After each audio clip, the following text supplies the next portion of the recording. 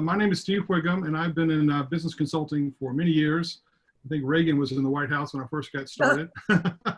So I go back a long way, and it's been an exciting ride. And thankfully, my career has allowed me to do some really interesting things along the way. I've been able to work with clients on 4 different continents and in 30 different countries, and that has been a real blessing. And so it's allowed me to see the world from a different point of view and see business being done in a really interesting point of view. And so I'm eager to share with you some of this information that I've been collecting over the years, and I've been sharing with my clients. And hopefully you may have a thought or two that's buried in this that is very helpful to you. I work with a company called SINA, Strategy in Action. It's a brand new company. It just got started in late December of 2019, just right before the COVID crisis of all things. I folded in my consultancy in with a company based out of Montreal. And so Strategy in Action, sina-global.com if you ever need more information. But let's just jump right into this conversation about the new science of human motivation. First of all, I think we all know this to be true for many people is, this piece of graffiti once appeared in London. It said, I wonder what my soul does all day while I'm at work. And sometimes we feel this way, don't we? We feel like we have to give up ourselves and our personalities just to do the work that we're actually getting paid to do. And a lot of people feel this way. And I think I felt this way before in my career along the way, where you go to a job and you're just really kind of looking for a paycheck and do what's necessary. And you wonder if there's a better way to live. And you guys may be familiar with this very popular study that was done by Gallup a few years back that found out globally that 80% of workers do not feel they can be at their best while at work. And that's really kind of tragic. I mean, if you just look around in your office when we get back to offices and know that 4 out of 5 people that you see around here are not feeling like they're able to do their best work or at their best while they're doing their work. That's a tragic thing to think about if you think about it. I know some of us are in that category. Some of us may not be and can't quite relate to it. But we also found out for that same study that 71% are not engaged while at work. They're just going through the motions, fulfilling their obligations, doing their work, being on time, getting their reports in properly, and meeting all the obligations and requirements of their position, but are just not engaged. Their heart and soul is not into it, and they are just going through the motions. And we also find out that there's 17% that are just actively disengaged. That means they're not even doing much of anything while they're working, and they just have no connection at all to their work. And that's really kind of hard to understand, because I think many of us who are in a professional role just see ourselves as very passionate about our work. And so this surprises us.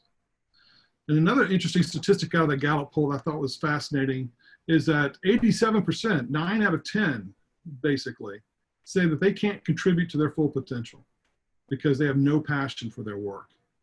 And that's really strange. So you can imagine, just think about the people in your office and look around and just think of, wow, there's only like 1 out of every 10 people who really feel like they're doing their full potential here. And if you're the 1 of the 10, it's really kind of hard to understand. And if we were part of the 9 of the 10, you totally get it. And so what is all this about? And there's another famous quote, an old saw that says, sure, work sucks, but that's why they call it work. And so, has it always been this way?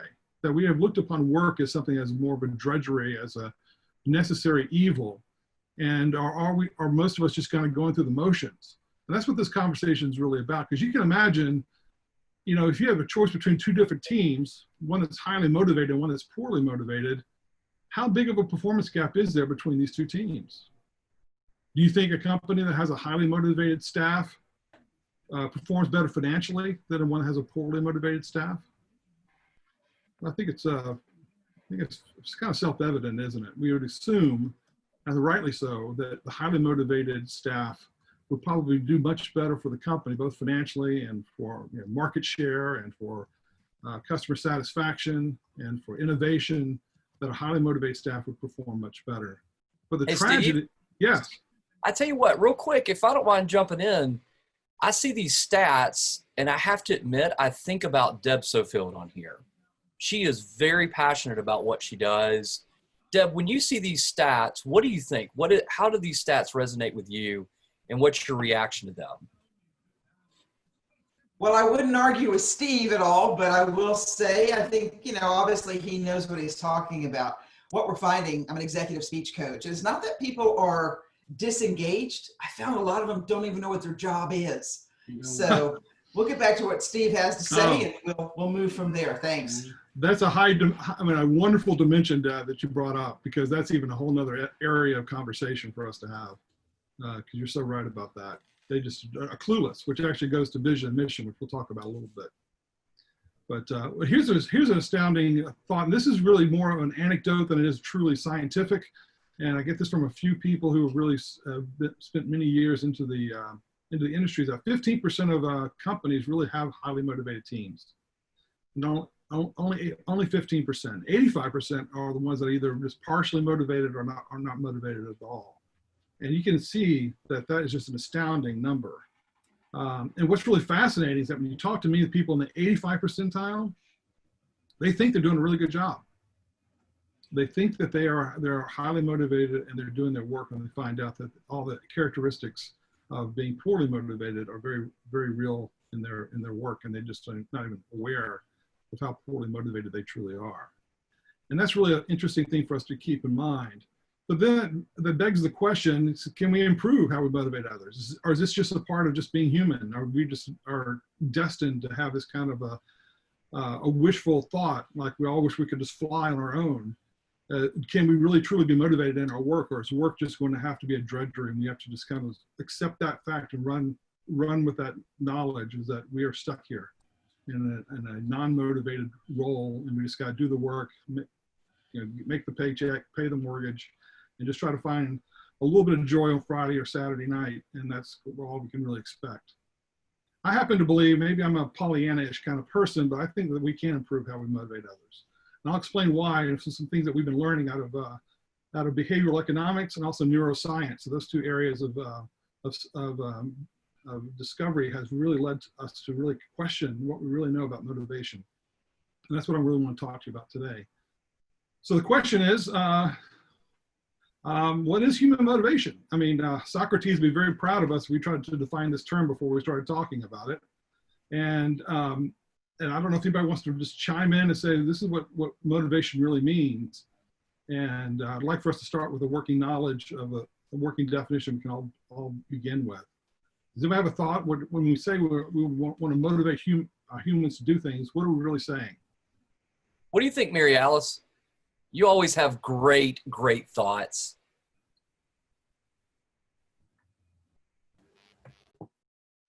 Oh, her thing's not working. Okay, I'm sorry I picked on you. Who else can I pick on? Who would like to jump in? Are you scared that I'm going to call you? They are. Amber, I know Amber is there. She's a friend. What do you think? I think we're talking about, okay, so we're talking about what does it mean to motivate someone? What does it mean for someone to be motivated? What does it take to encourage them to do something? If you want to nuance it, maybe something that they don't really want to do or that is hard. Yeah, that's right. Something that they normally would not do, that we actually encourage them to do. And the one thing I really love about that, and I'll build off of your answer, is something that Clayton Christensen once said. I don't know if you guys know who Clayton Christensen is, but he wrote The Innovator's Dilemma, that book back about 10 years ago. That was just fabulous. If you haven't read it, put that on your reading list. But he just passed away a couple of months ago. I don't know if you guys know that. He was a professor at Harvard, and he said this. He said, incentives are not the same as motivation. True motivation is getting people to do something because they want to do it. And that's really fascinating, because we can give incentives to people. I say, I'll pay you $10 if you cut my yard. Yeah, that's an incentive, but do they really want to cut my yard? Probably not. They just want the $10. And so what we want to do is find out, can we do something to be able to encourage people to want to do things that they normally would not do unless they were motivated to do so. And so we're going to really break it down into pieces and parts and see if we can put together a plan of how we can actually use this as managers. And I'm talking as if I'm talking with managers of businesses, and this also works in the private sector. If you're working for an NGO or even in government, all of this works just as fine as it would in the private sector. So there's one surefire way to get people to do stuff. You can just kick them in the pants. You can just, there's a, that's a negative physical form of encouragement. As you go around kicking people saying, mow my yard, I'll kick you. It works, but you can imagine the downside of that strategy is very high, is that we will find that people do not like to get kicked in the pants very often. So this form of motivation is not a very good one, but there is one that we know that would work if you had that power over someone.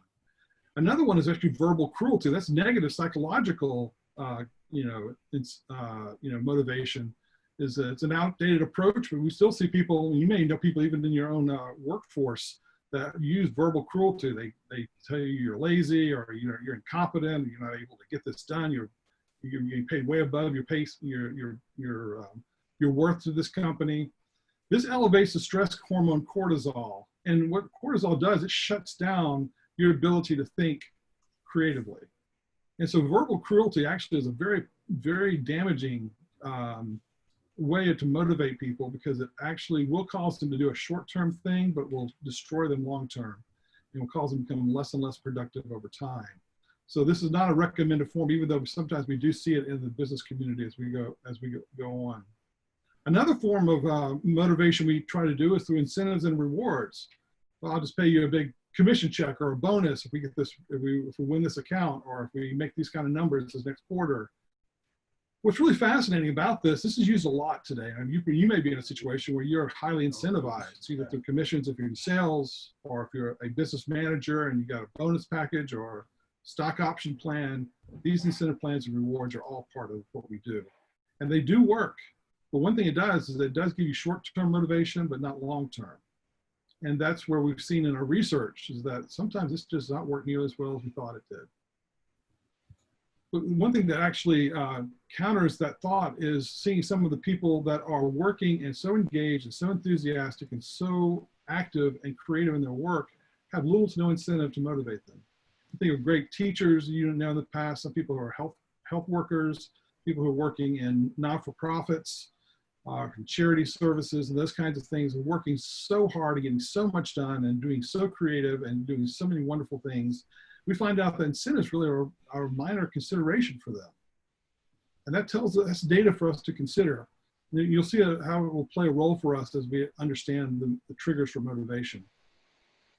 So that is an important perspective. I don't know if you've ever heard the gentleman by the name of Dan Ariely. He's a professor of behavioral economics. I think he is now at Duke University, was at MIT, and he was at the University of Chicago. He's written a great book called Predictably Irrational. If you ever get a chance to read that, that's a fun book, and it tells you a lot of interesting and quirky things about humanity. He did this wonderful study, and this is back in 2008 he did this, he did this study right after the big bank bailouts during the last, the TARP program back in 2007, 2008, when the economy was going into recession, when the markets melted down, the real estate market melted. And so he saw all these big bonuses being given out to the banks. He said, I want to find out if that really works. And so he actually did a study. He did it in India first, then he did it up in Boston when he was at Harvard, and he also did it in Chicago. And he was basically giving people tasks and giving them a promise of a bonus. And so when he did this study, he found out that he asked the question, which group performed better? Of these three groups, the low bonus, medium bonus, or high bonus, which of those groups actually performed best? And this is what he found out. The high bonus did the worst. And the medium and low bonuses did about the same when it came to their productivity. And that is really interesting information. It kind of blew my mind when I first read it. And I started asking the question why. And what it is that we find out that a lot of these short-term incentives that we give people, we think are really important. And we find out that they really don't do the necessary work we're looking for. And we're probably throwing a lot of bad money, good money out of bad problem, and we're not getting much production out of it. So we're finding out the motivation for people is a lot less on this than we think it is. And so with this information in our minds, let's go a little step further. Let's look back at our foundation of all human actions and motivations. This is an important thing to consider because it absolutely just wraps around everything we're talking about. And this is stuff that probably many of you already know. But I want to give you a quick refresher course in our good friend Abraham Maslow's hierarchy of needs. And this goes back to Psychology 101 for many of us, and some of us have not thought about it since then, and many of us have actually built livings off of it. I use this probably at least once a week as some kind of an anecdote or a story or a way of explaining something that I'm actually working on for a client. I go back to the hierarchy of needs. It's that powerful of an idea. And if you guys know, this was back in the 40s when Abraham Maslow came up with this idea. It's fascinating how it works. And does anybody remember what the very base of Abraham Maslow's hierarchy is? The very base need. Oh, come on. Somebody's got to remember this.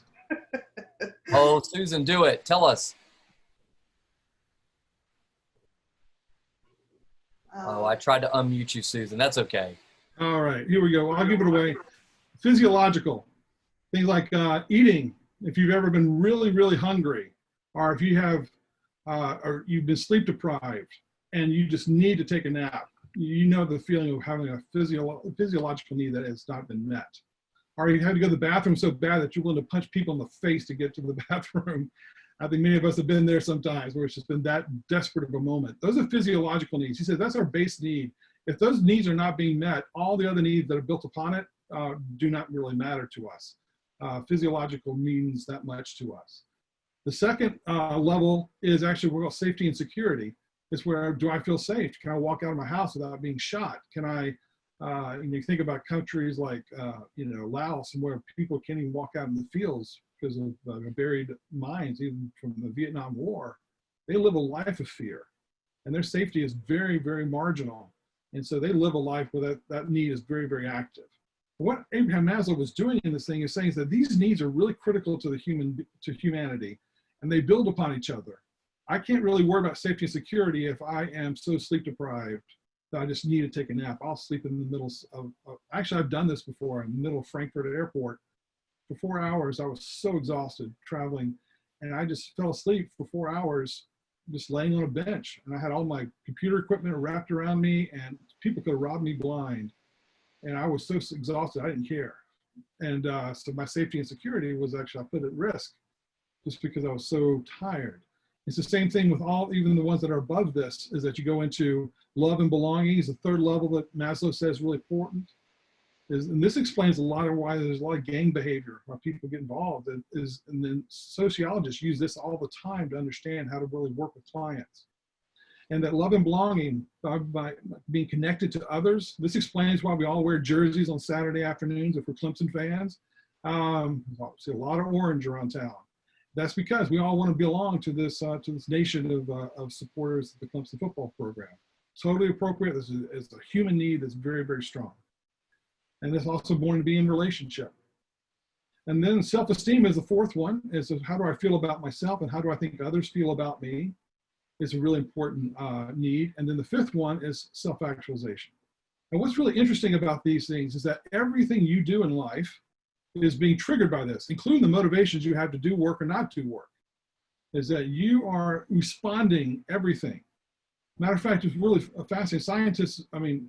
Psychologists who are scientists say that even all the emotions that you feel, and we have lots of emotions that we feel all the time, don't we? That all of them are just based upon whether we are moving toward our need fulfillment or moving away. All your negative emotions is when you're moving away from these needs, and all your positive emotions are when you're moving toward these needs. So you can think about hate. Hate is a negative emotion. So I'm feeling like I'm being broken away from love and belonging, or if I'm afraid or scared, I'm being pulled away from safety and security. Or if somebody just gives me a pat on the back or says good job in an email to me, I'm feeling much more self-esteem. That's a positive emotion. Or I did something nice by helping somebody across the road or put groceries in the back of their car. Self-actualization, positive emotions. And so the reason why I'm mentioning this to you, as managers, we need to understand that these emotions are very, very real. And that, matter of fact, what motivation is all about is really how we're managing our emotions. And so we have to understand that it's basically an emotional management game that I have to play as a manager to be able to understand how I can use human motivation. I'm helping my employees work toward this hierarchy of needs. And so let's dive into a little bit deeper. One of the things I wanted to mention about emotions that's really critical. I found this quote, I don't know how many years ago I found this quote, but it was really a powerful one for me. It really kind of just like turned my head around. Because we normally talk about the brain being very, logical and analytical and stuff. But this quote says it's not a thinking brain that feels, it's a feeling brain that thinks. If you look at the neuro centers of the brain and the neural pathways, the ones that are most developed and the most efficient are the emotional neuro pathways. And those are the ones that are primarily moving information back and forth between what we know and we remember, what we experience and what we observe. And it really is a fascinating world. I'm going to get into brain chemistry and our brain anatomy with you at this point. But if you're fascinated by this, there's so much data that's come out in the last 25 years. It's just really been amazing to help us understand is that you're much more efficient as an emotional person than you are than as a thinking person. As a matter of fact, they did an fMRI study that shows that basically we make all of our decisions on the emotional level first. Then we justify or use our cognitive skills to justify our emotions. And there can be up to a 7-second lag between the two. And they did this through actually a brain imaging when they would actually have people make choices. And they would make a choice, and first it would happen in the emotional centers of their brain, and then the cognitive portions of the brain would light up, and use it as a 7-second delay. So when you actually go to buy something, you first made it an emotional decision, and then you tried to justify that emotion by a cognitive rationality. And this is not just a male or female thing. As a matter of fact, guys, I know that we've told that women are more emotional than we are. We are just as emotional. Where women beat us in emotions, they know how to express it better than we do. We feel it though. And if you go into even buying a box of cereal when you go into the store this weekend, and you'll feel an emotion. There's a churning happening inside of you. That's an emotional response, even when you're buying something as simple as a box of cereal. And you will find that emotions are really driving your decisions much more than anything. That being said, we need to understand a couple things about how motivation and emotion play into it. And Dr. Noria, who is the dean of the Harvard Business School, wrote a wonderful article in the Harvard Business Review talking about the emotional drives of people and how it relates to motivation. There are 4 major emotional drives that he makes a point to talk about. He says that we have a drive to acquire. It's emotional. I need to acquire things. I feel the need to acquire things. To bond, to be connected with people, to comprehend things, to know what I'm doing, to understand the context of what I'm doing, and then to defend, actually seek justice, and performance gets paid for, justly. And that's the defense motion that we have, that things are being done with equity.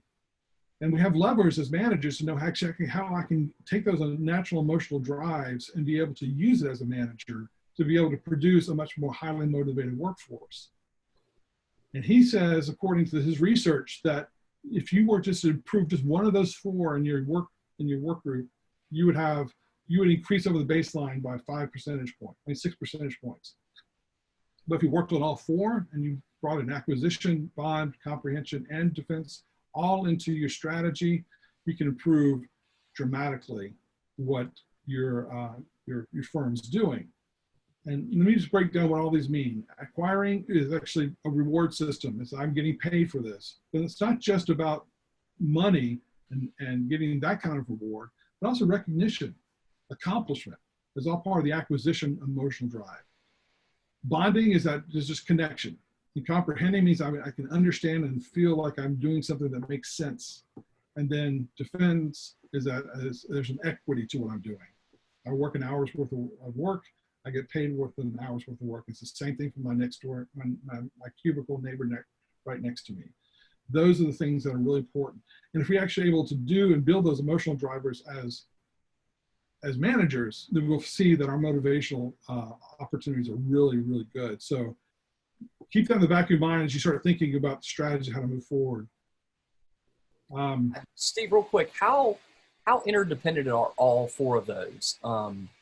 I'm sure you don't want to rank one over the other, but we are going to go ahead. Yeah, I'm sorry. No, good point. Good point. Actually, we are going to rank them in just a second.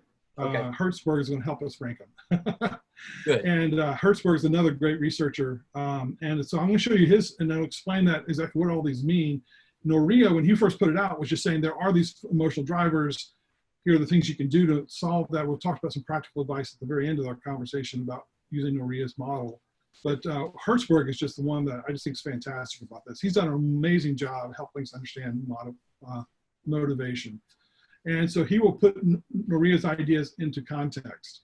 And what he did was that he did his research and found that when he broke different types of motivators or different job aspects and rank them and about whether they give us job satisfaction or job dissatisfaction, he found something really strange he wasn't expecting. And he broke up into two groups. He said there are motivating factors and then there are hygiene factors. The motivating factors are those factors in our jobs that actually lead us towards satisfaction. But those motivating factors have very little effect on our job dissatisfaction. And hygiene factors make us dissatisfied, but don't do a whole lot good for us when it comes to creating satisfaction. Now there's a blurry line in the neutral area. And that's why I showed you that in this drawing, that there are some motivating factors that do bring a little dissatisfaction and a little bit of satisfaction from the hygiene factors, but it is so minimal compared to the overwhelming model. And here's what he listed as motivating and hygiene factors. I think you'll find this fascinating. He said the things that really motivate you are intrinsic things like achievement, recognition, just doing good work, responsibility, advancement, and growth. And these are listed in hierarchical fashion. Achievement is much more strong than recognition. Recognition is much more strong than the work. Work is much more strong than responsibility. These are things that truly motivate people and make people feel satisfied in their jobs. Hygiene factors, though, is really a fascinating group. The extrinsic, we call them extrinsic motivators. He says things like company policy and administration. Do I respect my company? Are they a good company? That's the highest of being job dissatisfied. Supervision, relationship with supervisor, look where salary is. Personal life, relationship with peers, and status. These are what we call job dissatisfiers. They don't do a very good job in giving us satisfaction in our work, but they do cause us to become dissatisfied.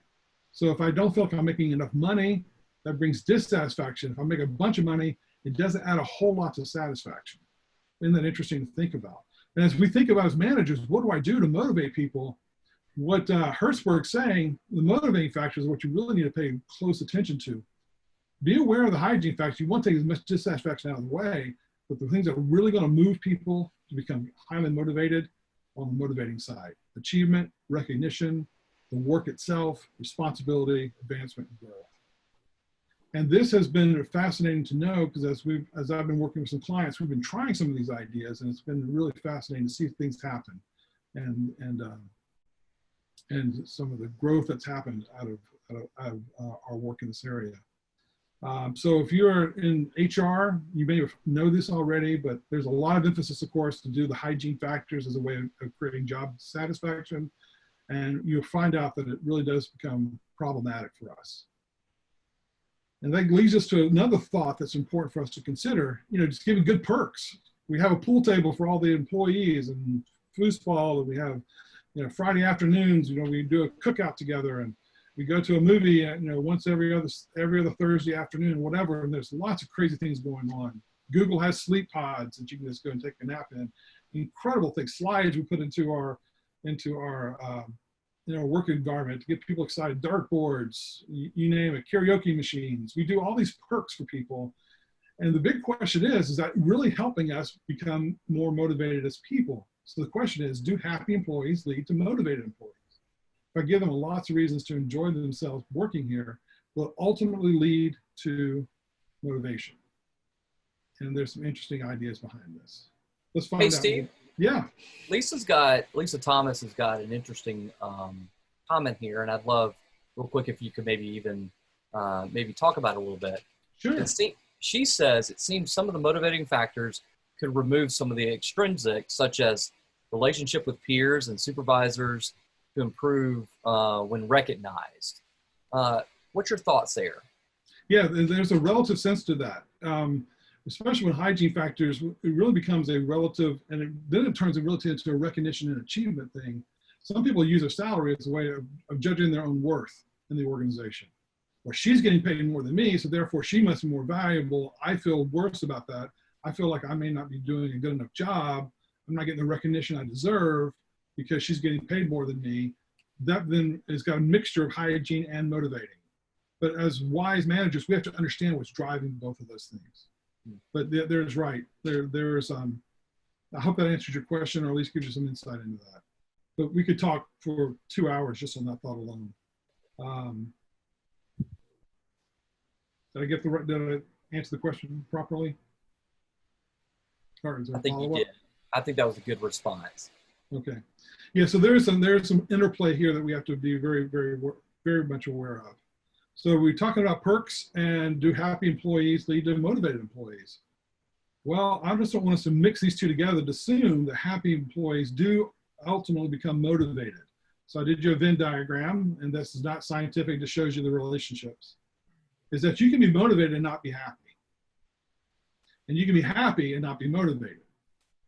So if we start to look at this as managers and say, well, I'm just going to create a fun environment for people, and we're going to do so much better work, you may be disappointed. You may create a lot of happy people, but they may not be motivated to do good work.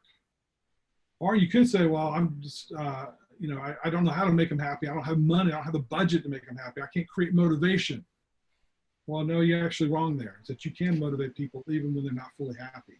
Happiness is what we call hedonic, it's pleasure. It's the things like, being great, like taking your first bite of a nice piece of chocolate cake. Wonderful feeling, tastes great, love life, life's great, it's wonderful stuff. That's that happiness feeling we have. That's called hedonic well-being, like hedonism. And a motivated is eudaimonia, which actually is stolen from Aristotle, if you guys ever wrestled with his idea of eudaimonia.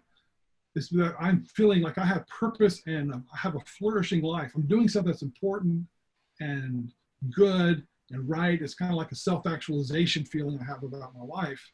And that's a motivated person.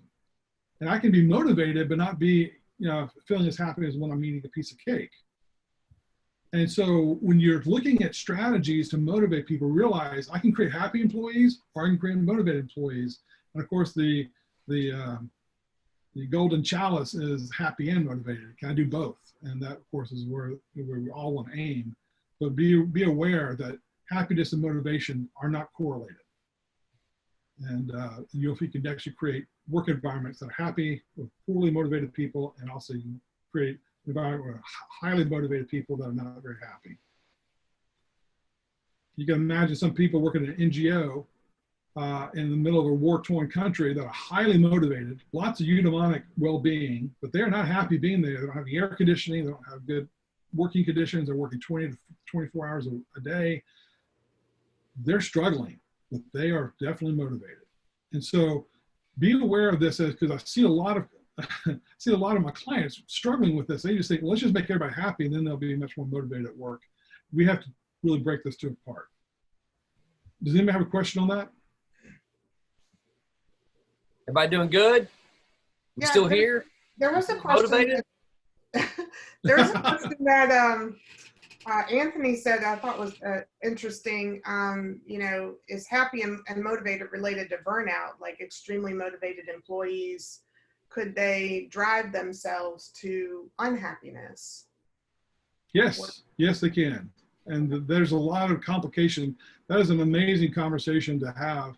But it is correct. If you just get to a point where you just lose your ability to be able to sustain yourself, no matter how motivated you are, and if everybody's experienced burnout, they know that feeling. It's overwhelming and it's debilitating. And so, yes, you can actually do a good job. That's why some doctors who work, with Doctors Without Borders, do it for 2 or 3 years, and they just can't even touch it after that. They just get to burnout. So, trying to get both of these, happy and motivated, is great. But motivated and happiness are not necessarily synonyms to each other. Okay? Here's some real, I've stumbled across this research. This was done I'm sorry, could I ask a question here? I raised my hand. I guess you didn't see me, but No, I apologize. I was probably scrolling to the other page. Not a problem. I'm just on the happiness thing, and just experience in my life is most of my happiness is self-derived. It comes from within. It's not really today, like I said, the experience has taught me this, that it's not so much the outside input and stuff that drives my happiness today. It's more driven by how I feel about myself and the things I'm doing and that kind of stuff. Mostly about giving more than receiving and that kind of stuff. Yes. So I'm wondering how this fits into how as an employer I help people get happy. I guess yeah. the question I'm asking is how do I impact that as an employer? Oh yes, and you do have an effect, but you cannot own the full effect for yourself, because there is some internal decisions that people have to make to choose to be happy. And if you ever read anything by Martin Seligman, great psychologist from the University of Pennsylvania, he does a lot of conversations about this. And Sonia Lubomirsky, I think from San Diego State, wrote a wonderful book on the How of Happiness that goes into a lot of those things. And we understand fundamentally what happiness is. That you're right. It's there's a lot of internal side to this of our being able to be grateful, being well connected with others, having a positive outlook on life. These things can be cultivated. Some of the things are handed to us by genetics. But yes, we can play a minor role as managers, but ultimately the individual is going to have to decide if they want to be happy. But we can coach them and nudge them that direction. I think it's totally appropriate to have that as part of our strategy for our employees. Does that help? Thank you. Yes. Okay. Our seeking system, this is something fascinating. I was just, this is a new idea for me. It's just actually some research that was done last year. So Daniel Cole out of the London School of Business has written some wonderful things about this as of late. And he says there's inside of us this curiosity that's inside of every human, that we want to seek things out, we want to explore things, we go on hikes and look at new things, we want to go travel the world to experience new cultures. All this stuff is really an important part of what it means to be human, is that this is a really incredible part of what our lives are all about. And it's hardwired into the human brain. There is a neuro pathway in our brain that the seeking system goes from emotion to observation and into intellect, that ties it all together. And dopamine is the neurotransmitter that drives a lot of this inside of us. And if you ever get a dopamine hit, you're loving life. That's a great, wonderful hormone and neurotransmitter that just really makes us happy. But we find out that it's a part of our seeking system. We want to seek out and explore and find out new things. And we find out about this is that we repressed this system in our earlier management doctrines. We go back to scientific management back in the 20s, 30s, and 40s, even back to when Henry Ford was making the Model T. We found out that we were really trying to wrestle this to the ground and control it, because we want to create consistency and control. And we took the curiosity out of work in order to drive efficiency. And so it's really important for us to understand is that a lot of the work that we have established, the modern corporation has actually fought against the natural tendencies of the human soul about being curious and being exploratory and wanting to find out new things, learn new things, be a part of something new. These things are very much a part of our makeup as humans, that sometimes the work that we put in front of people stifles. And because of that, we have learned to be helpless. In other words, no, this is just the way corporations are. You gotta do things in this way. And there's only certain ways that we can get our work done, and it's going to be overseen. It's going to be bombarded with metrics. All these things that are happening, we actually learn helplessness. And talk about Martin Seligman again. He actually did this experiment on dogs. And I don't want to go into it because it kind of makes me upset that he actually did this. But he did some electroshock therapy on dogs, and he came up with this idea of learned helplessness about 20 years ago, and where we find out that there's a point where dogs, if they just don't know how to get away from a pain, they just live with it. They just find a way of just living with it, and they don't know how, they don't move forward. a lot of corporate workers today, even some of the people that you're probably overseeing and managing, have got a learned helplessness about them. It's just the way business is, and they actually stifle their motivation and their creativity because they just think it's just not appropriate in the business world. I'm never going to be able to get my ideas in. No one's going to ever listen to me. I don't have the freedom to do anything. And they become learned helpless. And this becomes a really tragic state of mind for a lot of people that actually stifles it. And what's really fascinating for us as managers to understand is that when we start to try to break them out of this, it's hard. They just don't naturally say, oh, wow, wonderful, we can actually be creative here. They actually will fight against it. And your productivity levels will go down as you try to free them from learned helplessness. So if you become all woke as a manager after all this and try to build motivation into your organization, remember that you're probably going to go into some dark days first, where it's hard for them to actually say, yeah, I can trust myself. I can actually do some creative things. I can live a life of self-expression. I can do these things inside of my job. It may be tough sledding for them for a while. And it's going to take a while for them to accept that as a reality. And because it's so burned into us that we are become learned helpless. And if you ever want to know any more about that, go Google Martin Seligman's dogs, and he will explain everything to you. And you'll be able to see the correlation between that and the way most people work in corporate America today. It's really kind of tragic, but that's what we're dealing with. Steve? Yes. So there's also, in this group, there's managers, but there's probably also some employees that are trying to seek these motivations, so to speak, finding happiness. And they're probably feeling barriers because of the leadership ahead of them. And an example would be let's say my supervisor may have a favorite. Yes. How do I seek my motivation? How do I seek my creativity, seek my happiness, knowing that there is favoritism amongst my peers underneath this manager? Talk about that relationship, and talk about real quickly, as an employee under these leaders, how to seek these areas of happiness and motivation. Well, I think the best thing to say is first of all, acknowledge that you have ownership of your own happiness and your own motivation. And if you come to that conclusion, you'll be able to deal with almost any kind of adverse environment, because you know that everything that you want out of life and your fulfillment of life is going to become because of your own work. And this is where Sonia Lubomirski's research is so powerful on the how of happiness. I encourage you to get that book, because it shows you how to frame your own ability to move forward and be able to create that. I don't mean you ought to just roll over and accept what's ever there. I think you ought to lobby hard in order to create an environment that's highly motivated.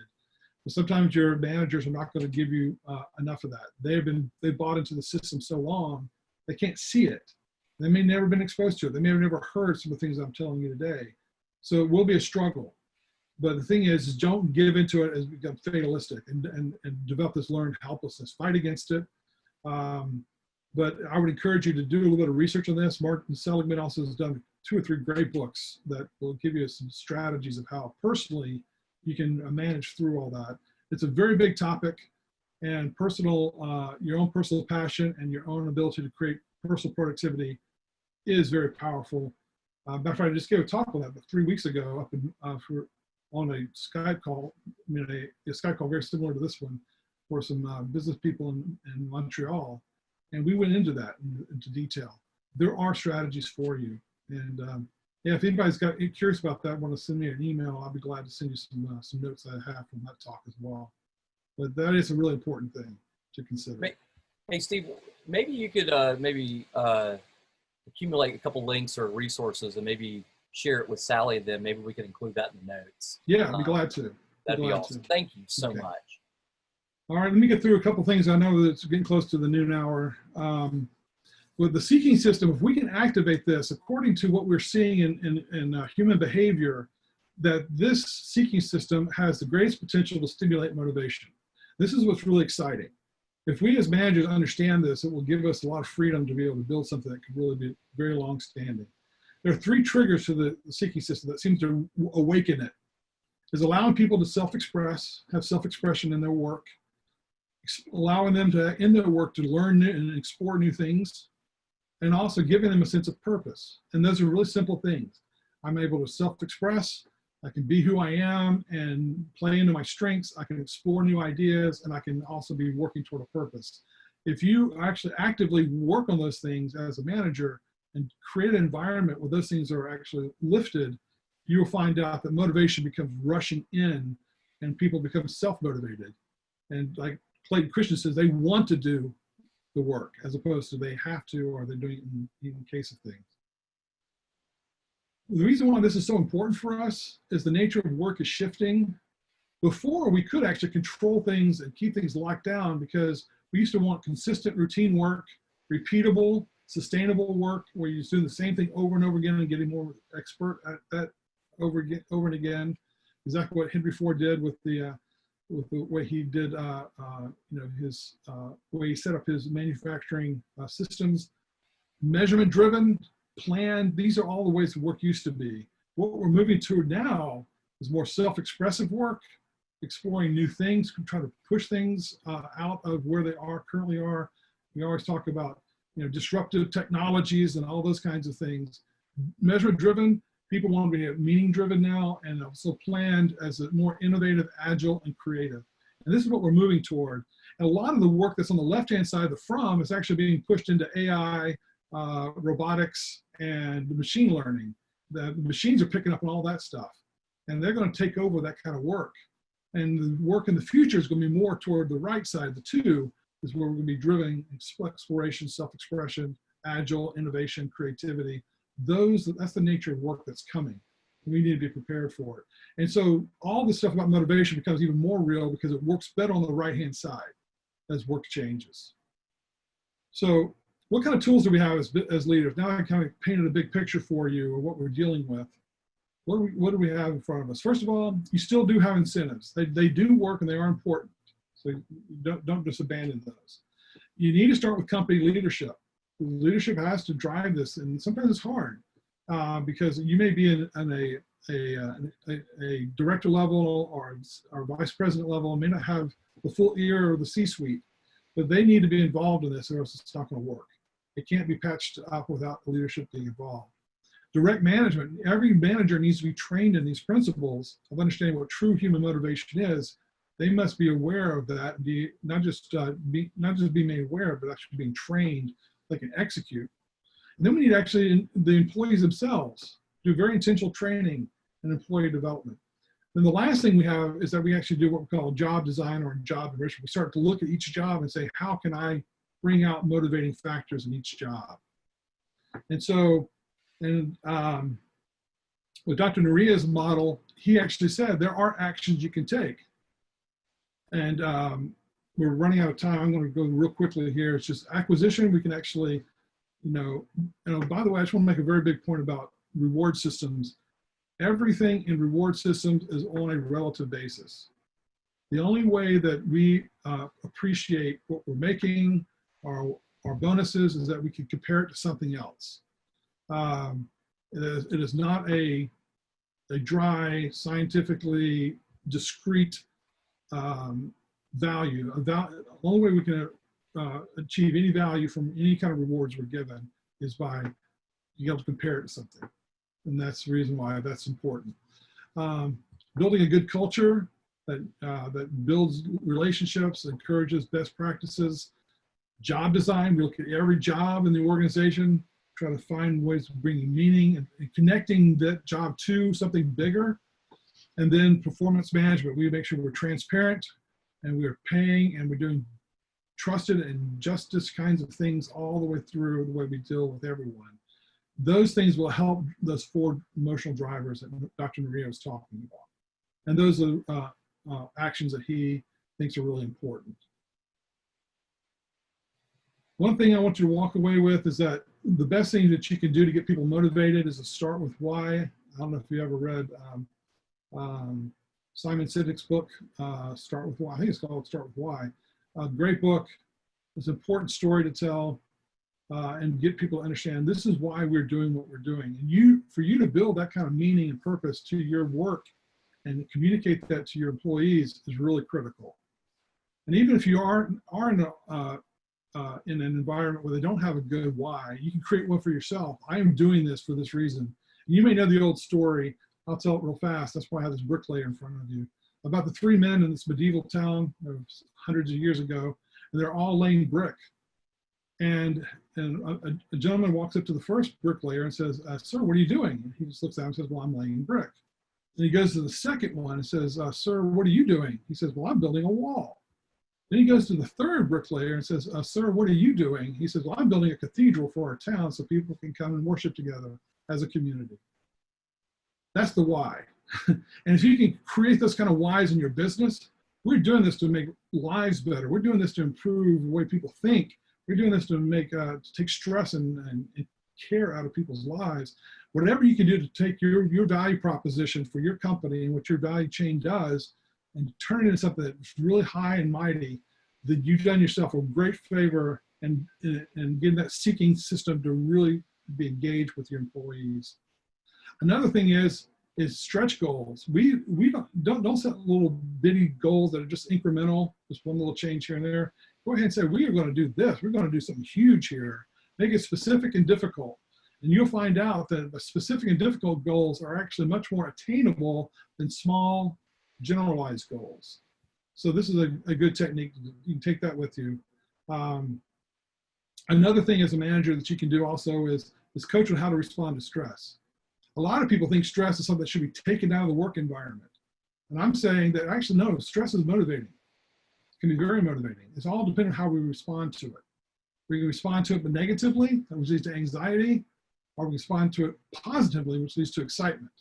So when something comes up, like clients really thinking about wanting to change how they relate to us, you can look at that, say anxiety, fearful, reticent. You start to try to calm everybody down, or you say, no, let's lean into this. Let's find out what we can do to let's make something wonderful happen. And this is a whole nother conversation about stress management that's really important, but a lot of people look at stress as being something that should be avoided at all costs. But as a manager, you should say, no, stress should be something that pushes toward positivity.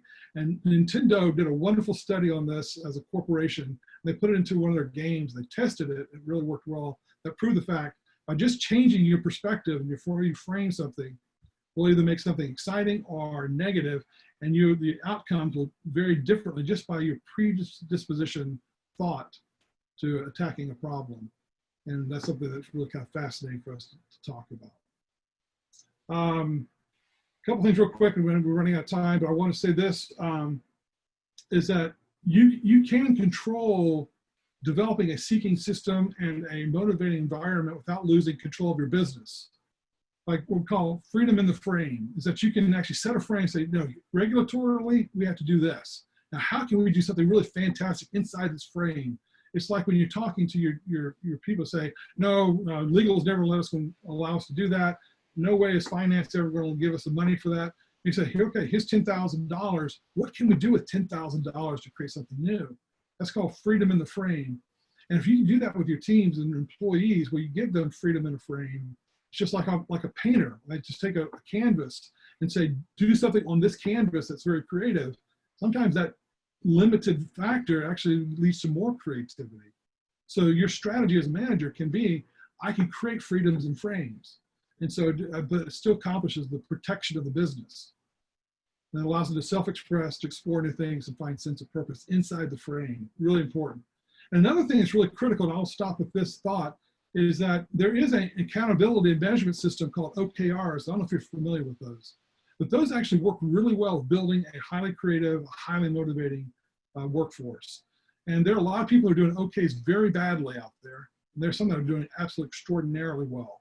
My encouragement to you is look into OKRs, objectives and key results, because you can build that on a highly motivating, seeking system mindset that will actually create business effects that you're looking for. So I would encourage you to take a look at that. So the question goes back, what team do you want running your business? A highly motivated team or poorly motivated? I think that we would probably want to lean toward the highly motivated to be successful. And I will stop at that point. I should say thank you. Steve, this Wow. was awesome. Just And awesome. so, any questions? I know that I've tried to get I got 1 minute left. I'm so sorry for that. Well, I did tell people, you know, we are happy to stay on just a little bit longer, but want to respect, you know, other people's time. And, you know, if you need to leave, that's fine. It is being recorded. So, or if you have any questions that haven't been answered and you want to kind of ask something, you can email me and, you know, maybe we can chat about it as well. So, but yeah, I'd like to leave just a few minutes for questions. Who has a question? I'm poking around to watch people raise their hand. Mary Alice, you're smiling so big as always.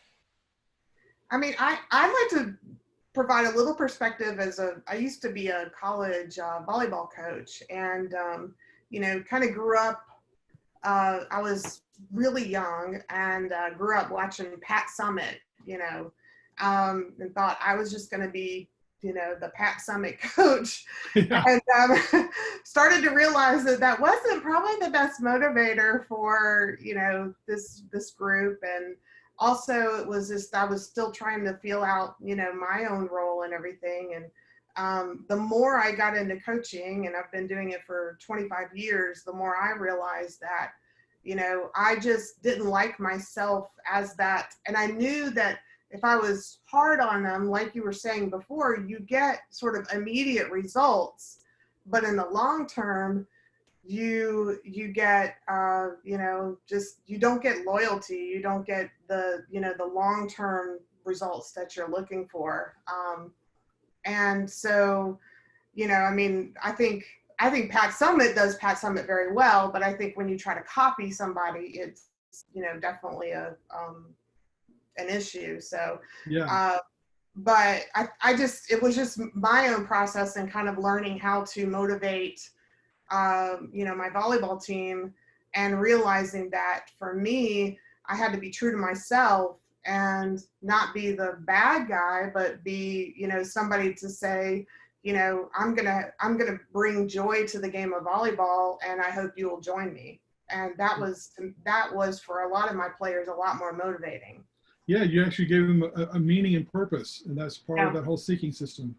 Mhm. And that does wonders for people. And there's a conversation we could have that's even longer than this, than we would have time today, but actually the types of work that you do has a little bit of a nuanced way that you actually use motivation. That's Yeah. like a level deeper. And some of the things you do in sports work really well in sports, so do not translate into a creative, problem solving and innovative corporate culture, and vice versa. And so, so that's really a fascinating fascinating point you're making. Yeah.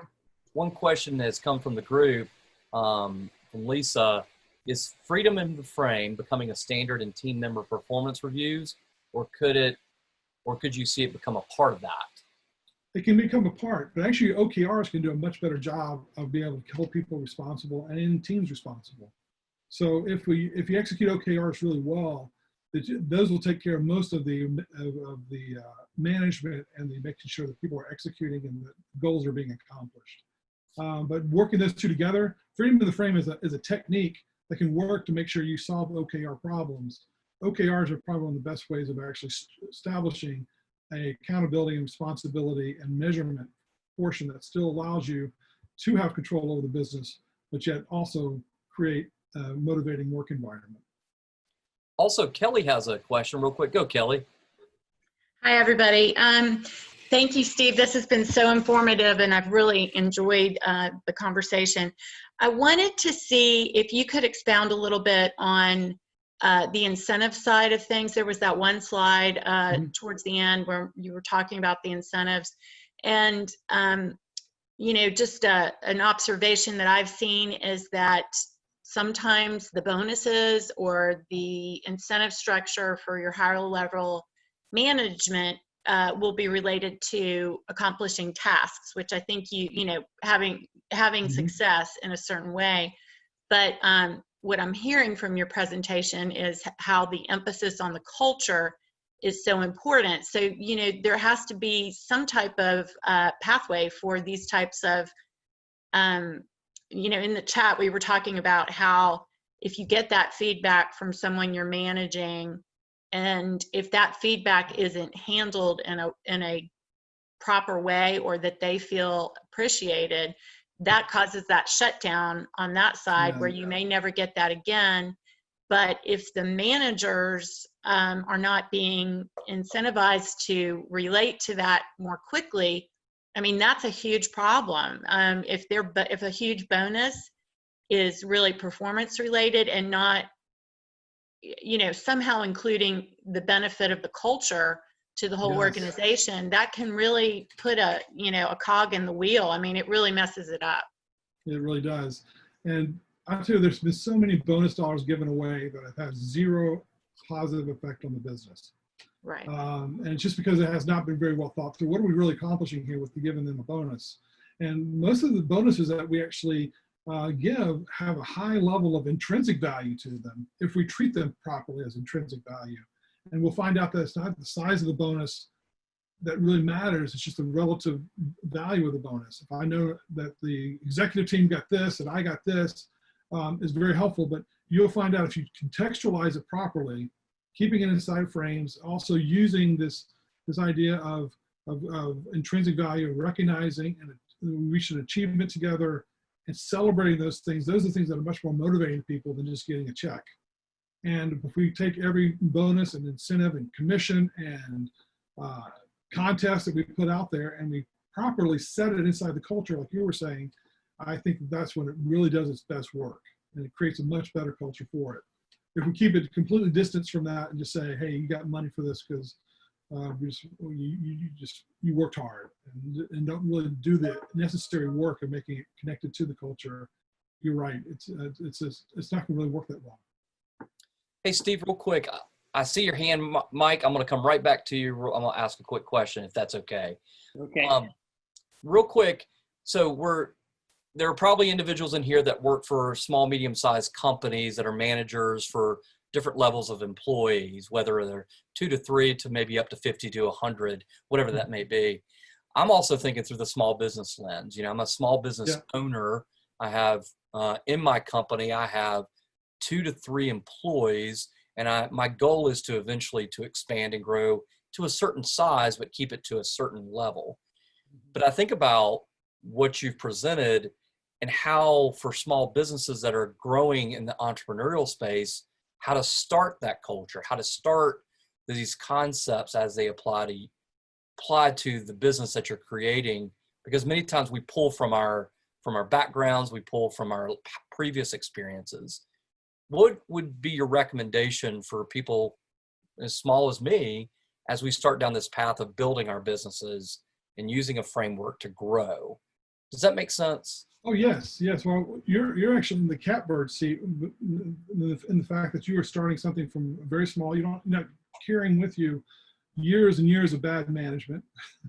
Yes. And that's wonderful. That's a wonderful thing. And so now you're able to really say, okay, this is what we're going to fight for. And you're spending a little bit of time as a business owner and thinking this through. And it doesn't take a whole lot. I'm not saying that you have to agonize over this. Some of the things we talked about in this presentation are enough to get you started on the right path to saying, let's get the seeking system activated in all my employees. What can I do? Well, as a business leader, of course, you become an apostle, and you start building these things, and you start to teach them and celebrating these things, and that alone will create so much energy over time. I was working with a client, started about 6 years ago. They had 13 employees at the time, and now they have over 6,000 employees. And wow. their CEO is just fantastic about this. And he and I had a lot of coffees together talking about these things. And he had such an incredible sense for creating meaning and purpose. And he was able to drive that and allow people to self-express. And he got those things very early in the process. And because at that small size at 13, where some of you may say, well, that's even much bigger than my business. But that was where he started. Now he's got offices on 3 continents. And he's got 6,000 employees. It's just been fantastic. He's been the biggest cheerleader.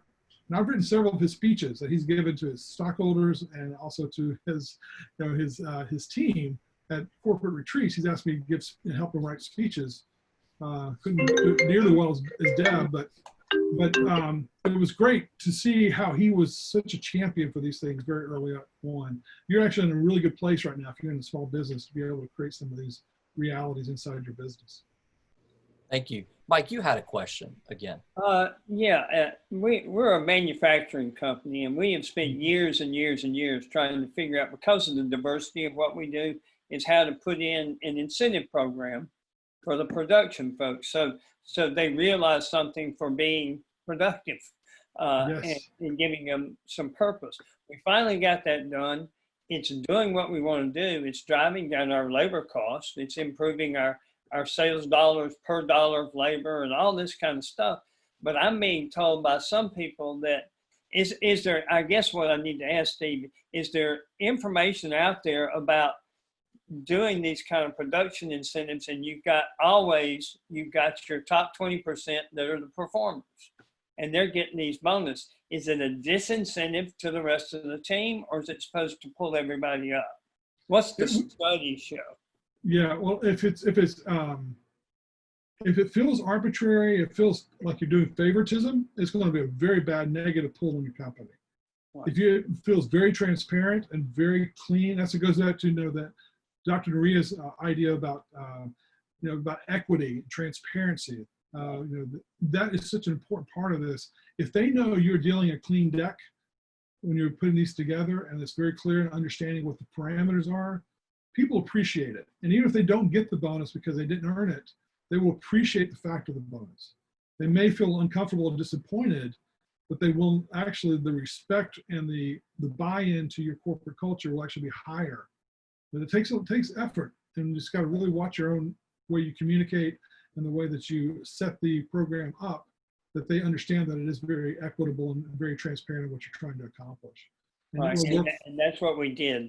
We get weekly reports. Everybody knows where everybody else's is and how they're doing and this kind of stuff. And there's no subjectivity to it, which was the thing we always struggled with in the past on how to develop it. Yeah. So it's literally, it's not a global number. It's based on what you're doing within the facility and what the activity of the piece of equipment you're working on, that kind of stuff is. So.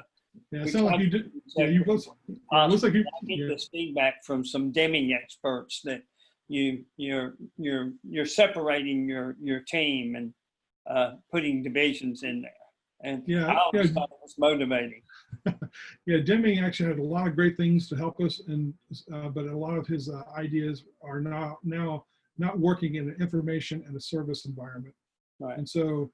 But of course, you're probably caught between the two, because you really, even though you're a manufacturer, I'm assuming that you also see the benefit of how you can, meeting the customer needs is a lot more real to you guys than probably were in the past when we were just trying to make product and get it out on the street. Then some of the Deming's teachings are still helpful, but we have to realize that a lot of the way that work's being done today has grown past that, and so has the expectations of the employee. Right.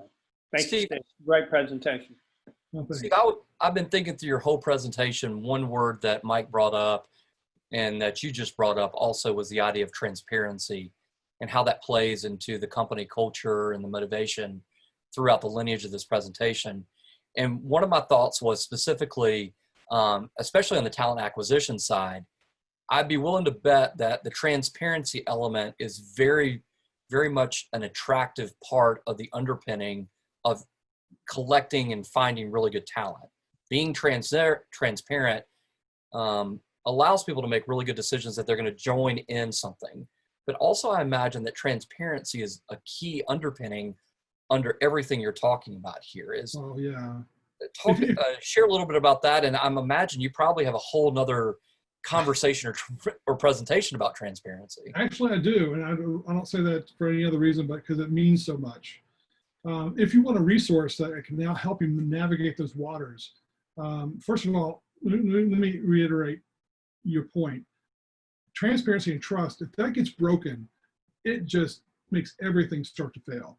If people don't trust you, they question your motives, they think you're dealing a sleight of hand to them, it's amazing how fast people will retreat and actually become very cynical and become very passive. And so if we are finding that alone, that's the most important thing you can do in your life, is get the transparency back up, the trust levels back up. Stephen M.R. Covey, the son of Stephen Covey, who wrote the 7 Habits, wrote a wonderful book called The Speed of Trust.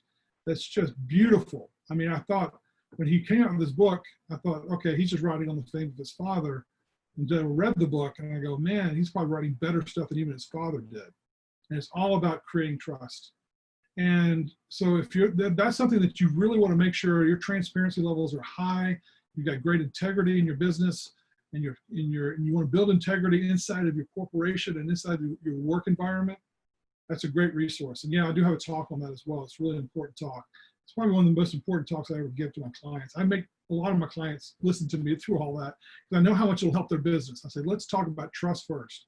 Because if you don't have trust, I can give you all kinds of crazy new marketing ideas and how we can streamline and create new revenue streams, all this kind of stuff. But if your trust is broken with either internally or externally with your clients, forget it. It's just all going to be so hard. And so trust is one of the most important things. And transparency, of course, is just one manifestation of when trust has been achieved. Steve, this has been absolutely wonderful. You are Just terrific. yeah, just a resource of knowledge. And Nan, I'm sorry, I didn't mean to speak over you. I apologize. But I just feel like that this has been a great opportunity to tap into your brain and let you share a good bit. I think it would be awesome just to kind of maybe we wrap this up and maybe leave us with a few points to take us out into the business world as we frame this. I'm sure a lot of people are going to be thinking about this over the next weekend. Yeah. What would you challenge us to think about over the weekend as we process this, as we get ready for next week and, tackling this wonderful world of business? I think one of the most important things for you to do is really just look at your employees in the eye and say, and really develop an empathy for them. Many of them are stuck and they're actually performing at levels that they don't want to perform. They really want to be engaged. They just don't know how. And your role as a leader is being able to allow people to lift out of that malaise, that learned helplessness we talked about, because so many people are feeling it today. And that is a hard job. It's not easy, but that's one of the best things we can do for our companies is to get people to say, hey, they know we want to do something better with our lives. They know that my work is really critical and integral to who I am as a person. And they're helping me try to create this. And opening up dialogues and really empathizing with them is really one of the best things you can do. And all these tools are just tools in your toolbox to pull out when they're necessary. But nothing beats just good old-fashioned empathy. And the more you can do that, the better off you're going to be. Steve, thank you. Thank you. Thank you.